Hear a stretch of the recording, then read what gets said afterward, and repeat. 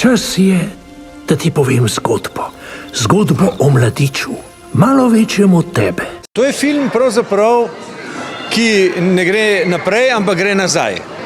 In ko pride nazaj, gre naprej. Če rečem tako, prispodobično seveda. Namreč dotakne se zgodbe očeta od tega levega kralja, ki ga mi poznamo. Se pravi Mufaso. Mi imamo ta mladega Simbo, ki ga poznamo iz prejšnjih filmov, in Mufasa, ki potem pač umre v tistem stampedu. No, zdaj se mi vračamo v njegovo mladost in prihajamo do tam, ko nekako on postane ko postane oče. Ampak seveda, film je na dveh tirih, ker pa teče pa tudi zdaj. Tako da, če se vrnem nazaj v prispodobično, to se vračamo v zgodbo nazaj, ki teče naprej, in teče zdaj, ki teče naprej. Kako si zakompliciral?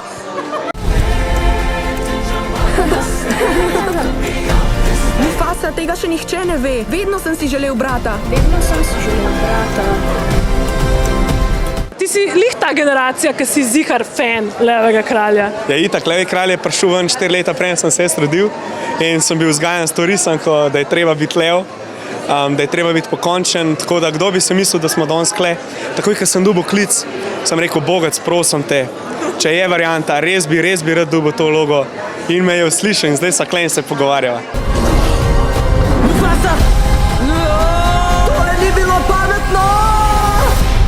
V Mufasi igram Mufaso. Ja. Wow. Ne vem, kaj ne rečem drugega. Hudo ke svina, hudo ke lev, če smo že preživeli. Ja, jaz sem oče od Mufase. Jaz sem pa v bistvu mladi Scar.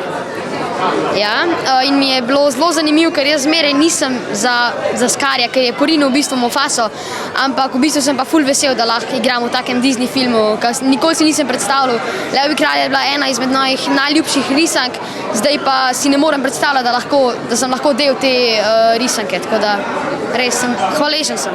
Kaj pa to, kar v Levem kralju, ker to je dejansko tako, v bistvu tak fuljim ljudem zelo pomemben film oziroma takrat risanka in mi je tako, ker so me povabili zraven k sodelovanju, je bilo tako, resno, kaj hočete, da ne bo uspešen film in tako, ja, dejansko mi je ful v čast in ponos, tako da, ko mi čakam, da vidim, kaj smo naredili.